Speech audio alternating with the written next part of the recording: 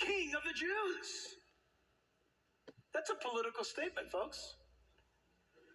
That's a governmental statement. For we have seen his star in the east and have come to worship him. Isn't that remarkable? You ever think about that? Think about that.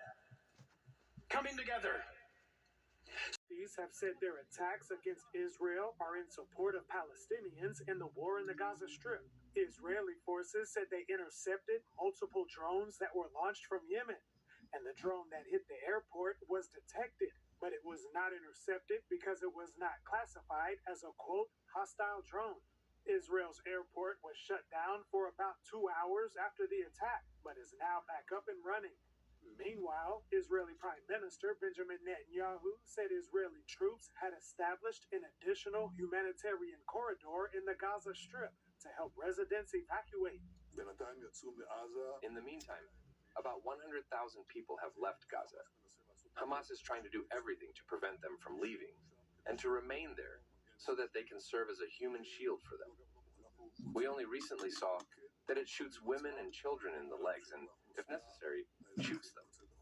On the other hand, Israel said they warned civilians to get out of harm's way before Israeli forces struck this building in Gaza City. Israel said they would be striking several buildings in Gaza City that are reportedly being used for terrorist activity.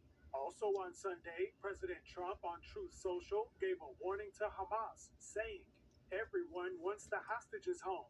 Everyone wants this war to end. The Israelis have accepted my terms. It is time for Hamas to accept as well. This is my last warning. There will not be another one."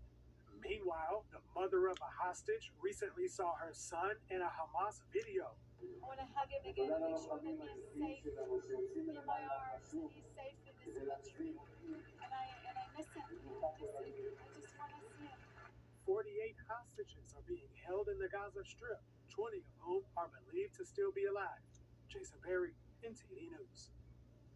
Powerball jackpot winners across 2 states will have to share this Equipment. Israeli forces say they're preparing to increase operational readiness ahead of Operation Gideon's Chariots 2. Israel's chief of the general staff met with some of the reservists who have reported for duty. Hamas will have no place to hide from us. Wherever we locate them, whether they are senior or junior figures, we strike them all. We are going to increase and enhance the strikes of our operation, and that is why we called you. Thank you, and good luck to everyone. However, not all reservists are reporting for duty, saying that Israel's increased operations in the Gaza Strip puts the hostages' lives at risk. Any act of legitimizing continuing hostilities over a hostage deal is inherently a betrayal of the hostages and a betrayal to the Israeli people. Meanwhile, Israeli forces continue with plans to battle the Hamas terrorist group in one of its final strongholds, Gaza City. Some residents in the city said they're afraid of leaving the area. I live in a tent, so tell us there is no evacuation. Go back home. Go back. And he said some people are using side roads instead of the main roads to evacuate. Israeli Prime Minister Benjamin Netanyahu said that Hamas shoots residents when they try to move to safe zones. Hamas has received widespread accusations of using civilians as human shields in the war in the Gaza Strip. And in another development, amidst calls for a Palestinian state, an Israeli minister said that a map is being drawn up on what land in the West Bank Israel will claim as its own. Enemies should be fought against, not allowed a comfortable life. That is why the chief principle for applying sovereignty, get it well into your heads. This is the slogan: maximum territory, minimum population. An official from the United Arab Emirates said Israeli annexation of the West Bank would be a claims. And so Obama's done it, Trump has done it in his first term, and now he's doing it again.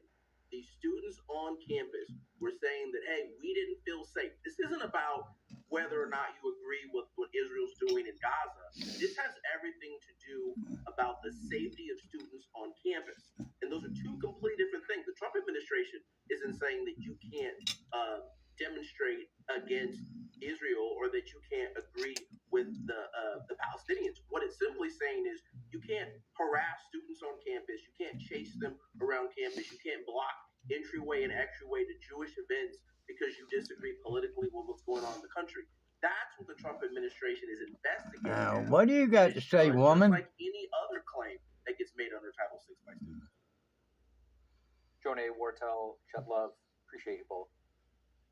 And China's military showcasing claims. And so Obama's done it, Trump has done it in his first term, and now he's doing it again. These students on campus were saying that, hey, we didn't feel safe. This isn't about whether or not you agree with what Israel's doing in Gaza. This has everything to do about the safety of students on campus. And those are two completely different things. The Trump administration isn't saying that you can't demonstrate against Israel or that you can't agree with the Palestinians. What it's simply saying is you can't harass students on campus. You can't chase them around campus. You can't block entryway and exitway to Jewish events because you disagree politically with what's going on in the country. That's what the Trump administration is investigating. What do you got to say, woman? Just like any other claim that gets made under Title VI by students. Jonah Wartel, Love, appreciate you both. And China's military showcasing to put down the next members there, World which War. are effectively trying to take over the entire country, which also caused mass illegal World War immigration to the III, United right States. here. The time of putting the gang members back in jail. So we'll see. Hyundai manufactures electric vehicles. Most of the individuals are from South Korea. Homeland Security says most have overstayed their tourist visas. On Sunday, a South Korean official reportedly said the country plans to charter a flight to bring 300 of its citizens back home. And South Korea's foreign minister now reportedly plans to travel to the U.S. to meet with Trump administration officials. Arian Pastar, NTD News. We're now at the end of the first week since lawmakers returned to Washington. They're working on bills to fund the government and an investigation into the Epstein files. We have updates on where it all stands, and we'll recap the most significant moments of an RFK Jr. hearing. Into these Melina Weisskopf reports. A fiery hearing took center stage on Capitol Hill this week. HHS Secretary RFK Jr. answered questions from lawmakers who raised concerns about his shakeup at the CDC. We were lied to about everything. We were lied to about natural immunity. We were lied to about, we were told again and again the vaccines would prevent transmission, they prevent infection. It wasn't true. He's fired several expert members from a vaccine advisory panel and former CDC Director Susan Menares. I need to fire some of those people to make sure this doesn't happen again. Did you, in fact, do what Director Menares said you did, which is tell her to just go along with vaccine recommendations, even if she didn't think such recommendations aligned with scientific evidence? And no, I did not say that to her. At several moments during the hearing, Democrats sparred with the secretary. Some Republicans, too, expressed concerns. You promised to uphold the highest standards for vaccines. Since then, I've grown deeply concerned. The public has seen measles outbreaks.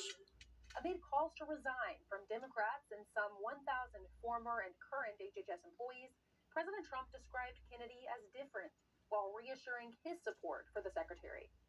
But if you look at what's going on in the world with health and look at this country also with regard to health, I like the fact that he's different. Meanwhile, over in the House, lawmakers approved two key measures. The first, to tackle the Chinese Communist Party's role in the fentanyl crisis. The CCP gave monetary grants and awards to companies openly trafficking illicit fentanyl materials and other synthetic narcotics. The bill would place sanctions on Chinese producers of synthetic opioids and opioid precursors used to make deadly fentanyl. It passed with overwhelming support from Republicans and Democrats. Also on the House floor, a separate resolution addressing the Epstein files. To support the subpoenas that the committee's doing, to go even further than others want to go at getting that information out to the public, including going after the estate of Jeffrey Epstein. Though critics say Republican leaders aren't going far enough. Less than 1% of these files have been released. Democrats and a few Republicans want to directly require the DOJ to release all files. On another note, a bipartisan group of lawmakers is pushing for a congressional stock trading ban. This issue has been on the table for quite some time. But they've already said no.